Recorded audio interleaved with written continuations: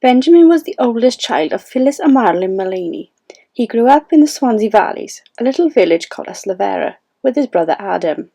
He was very well known, a very lovely guy, a talented rugby player.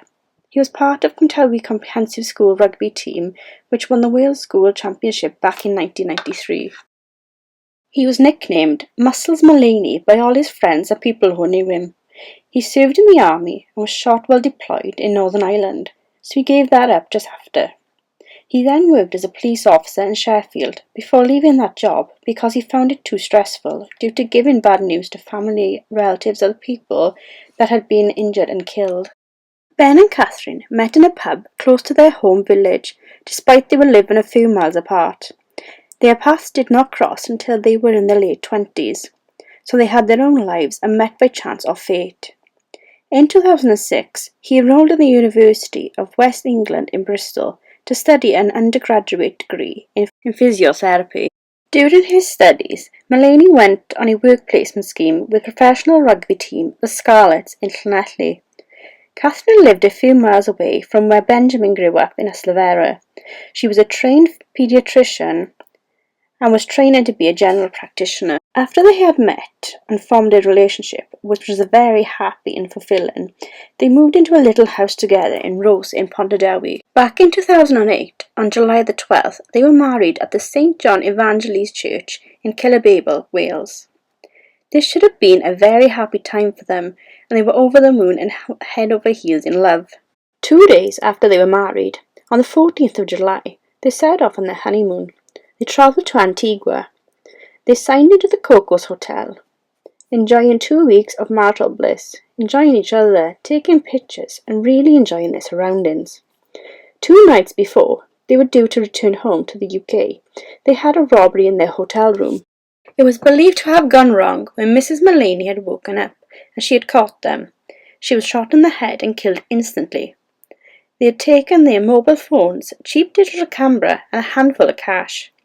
They also shot Benjamin in the head or the neck, but he was still conscious when the paramedics arrived and was able to murmur and signal. Guests of the hotel had come forward and said that they had heard screams before the gunshots on the 27th of July. Benjamin was taken into an ambulance to the nearest hospital, which on the way to the hospital he lapsed into a coma. Benjamin's parents flew out with Catherine's parents to Antigua and waited to see if he got any better, and they decided to fly him home. When he returned home 2 weeks later, the doctors gave the devastating news to his parents that he wasn't going to pull through, that there was no recovery for him. Exactly a week after his wife had got killed, he passed away. The police were now looking for the murder suspects. The couple were then buried together in the Killababel church, where they had just got married just 2 weeks before, and the funeral was held in Llandaff Cathedral in Cardiff on September the 10th, 2008. There was believed to have been around 900 people, maybe more, who attended, including Sarah Ferguson, Duchess of York. Then 3 years to the day, Evie Howell and Kennyal Martin were found guilty of murdering the couple and also shooting a 43-year-old local shopkeeper by the name of Wynetta Anderson. The pair were to stand trial for the 2008 murders of 2 other killings that happened a few weeks after Mr. and Mrs. Mullany were targeted and killed. The parents have opened a fund for Mr. and Mrs. Mullany with some famous faces behind it, such as Sarah, Duchess of York, and Antiguan and cricket legend Sir Vivian Richards. They opened this and carry on for their children, as they had opened it for people to be able to get grants to become a medical student. The charity aims to carry on the good work. 3 years after the deaths, Howell and Martin were found guilty of murdering the couple.